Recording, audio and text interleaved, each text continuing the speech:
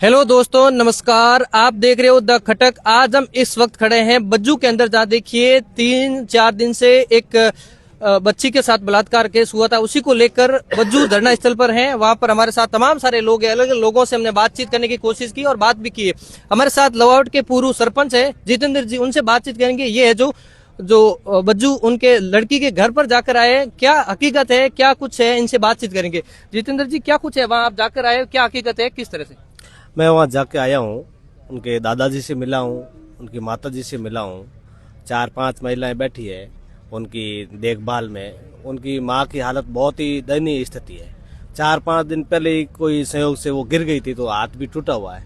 ये बच्ची बहुत ही होशियार थी पढ़ाई लिखाई में और इस घर का सहारा थी, आगे बढ़कर कुछ बन सकती थी। तो मेरी सरकार से ये मांग है कि इस लड़की के आप सांत्वना के रूप में, परिवार को संबल के रूप में एक सरकारी नौकरी और 1 करोड़ की आर्थिक सहायता की हम मांग कर रहे हैं। इसके बारे में हमारी दोपहर में कलेक्टर साहब से बात हुई, एसपी साहब से बात हुई थी। हमारा प्रतिनिधित्व मंडल 10-15 लोगों का हम लोग मिले थे। तो अभी तक किसी निर्णय पे आई नहीं है पुलिस। घर की जो हालत है बहुत ही खराब हालत है। आर्थिक इनको संबल की बहुत जरूरत है। अभी निर्माणाधीन मकान है, गाय बकरी, ये पैसा पशुपालन का पैसा है, इनका खेती का पैसा है। सरकारी तंत्र वहाँ भी फेल है इनका। अभी तक उनको कोई आम रास्ता नहीं है बना हुआ घर तक जाने के लिए। बहुत सुनसान जगह है और लाइट की व्यवस्था नहीं है अभी तक। अच्छा, वहाँ घर पर लाइट भी नहीं? नहीं, बड़े दुख की बात है। आज इस आधुनिक युग में सब कुछ होते हुए भी और वहाँ पर लाइट नहीं है। तो मतलब आप वहाँ पर जाके घर में कौन कौन लोग हैं, आपने बातचीत हुई है क्या? कुछ उनके बहन भाई कितने हैं? उनकी 3 भाई है और ये सिस्टर, बड़ी सिस्टर थी। 3 भाई है, 1 बड़ा भाई है, 2 भाई छोटे हैं। वो भी अभी पढ़ाई कर रहे हैं। आस पास इनके कोई घर वगैरह है क्या कुछ वहाँ पर? इनके भाइयों के घर है आस पास में है, लेकिन क्यों खेत बड़ा होने की वजह से थोड़ा दूर तो है, लेकिन 4-5 मकान है। तो आप यहाँ पर इस घटना का कब पता चला आपको और आप इस धरने पर कब आ गए क्या? मुझे घटना के 4-5 घंटे बाद में मेरे संज्ञान में ये मामला आया था। मैं उस समय फलोदी था, तो सतीश जी भी मेरे साथ में थे। हम लोग तुरंत 8 बजे मैं वहाँ से रवाना हुआ था।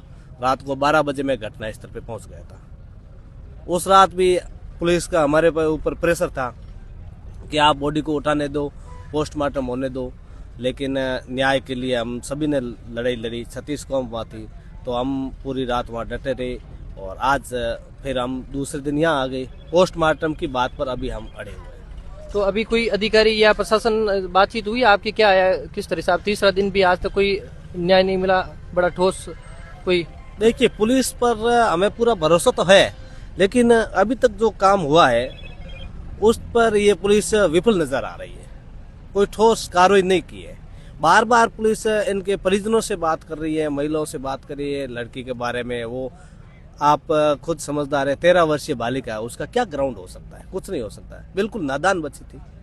फिर भी वो परिवार के लोगों से शक का दायरा भी वो परिवार पे ही डाल रहे हैं। बार बार पुलिस उनके घर जा रही है और बाकी कस्बे में घूम रही है, इनपुट ले रही है। अभी तक कुछ मिला नहीं है। सीसीटीवी फुटेज उन्होंने क्या पता कितने खंगल हैं। एक कोई संतोषजनक अभी तक पुलिस का जवाब हम लोगों को नहीं मिला है। तो यहाँ पर धरने पर आप बैठे लो, अभी तो जो शव कहाँ पर है और किस तरह से? वहाँ पर घर पर भी क्या पुलिस है तैनात? नहीं, घर पे कोई पुलिस की सुरक्षा व्यवस्था नहीं है। मैं जाके आया, कोई पुलिसकर्मी नहीं है। 2-4 बार उन्होंने चक्कर जरूर काटे अपनी जानकारी के लिए। वही तो देखो कि पुलिस जा सकती है, आजाद है, पूछताछ करने के लिए किसी को भी उठा सकती है। लेकिन पुलिस पर यह सवालिया निशान है कि अभी तक उन्होंने कठोर कार्रवाई नहीं की है। अभी शव कहाँ रखा हुआ है, किस अभी तरह? सब अभी मोर्चरी में है। पोस्टमार्टम की रिपोर्ट अभी तक हम एग्री नहीं हुए, पंचनामा नहीं बनाया है। क्यों नहीं बनाया कि जहाँ तक दबाव फिर नहीं होगा तो फिर कैसे चलेगा।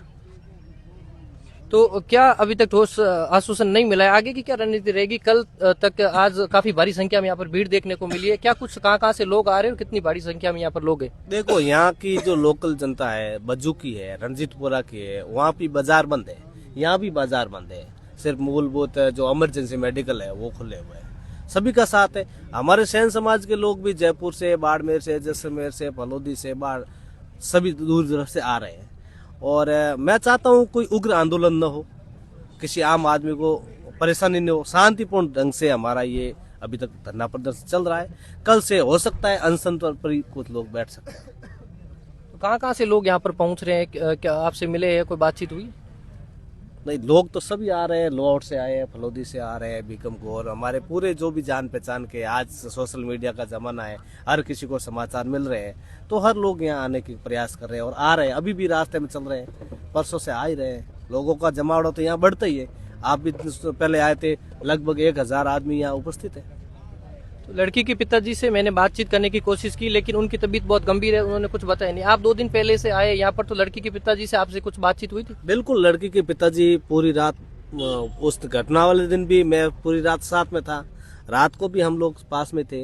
अभी खाना वगैरह कुछ खिलाए उनको, लेकिन देखो कि 2 मिनट के लिए अपन सोचते हैं कि काश ये मेरी खुद की बेटी होती तो कितनी पीड़ा पहुंचती है।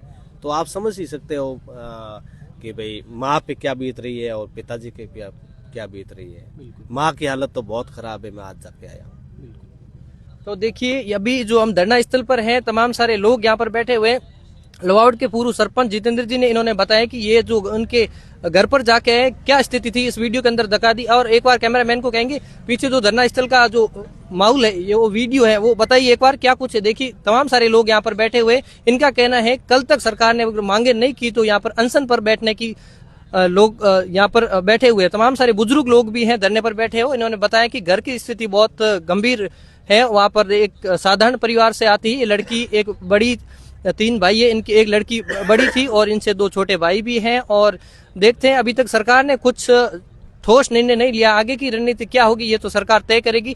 2-3 दिन से काफी सोशल मीडिया या ट्वीट अकाउंट या बड़े बड़े राजनीतिक दलों की बात की जाए, राजनेताओं की बात की जाए, सभी लोग हैं तो पोस्टर डाल रहे हैं, पोस्ट भी डाल रहे हैं। यहाँ पर कलेक्टर से बातचीत हुई, तमाम सारे पुलिस प्रशासन यहाँ पर मौजूद है, लेकिन अभी तक हत्यारा का पता नहीं चला है किस लोगों ने हत्या की। 3 दिन हो गए। एक तरफ तो सरकार बोल रही है कि ऐसी घटना हो तो तुरंत है जो कार्रवाई की जाए, लेकिन अभी तक 3 दिन हो गए, आज 4था दिन है, अभी तक कोई कार्रवाई नहीं होगी। ये सरकार आगे तय करेगी, सरकार का विषय है आगे क्या करना, किस तरह से। बने रहे हमारे साथ द खटक में। मैं रिपोर्टर अनिल सेन।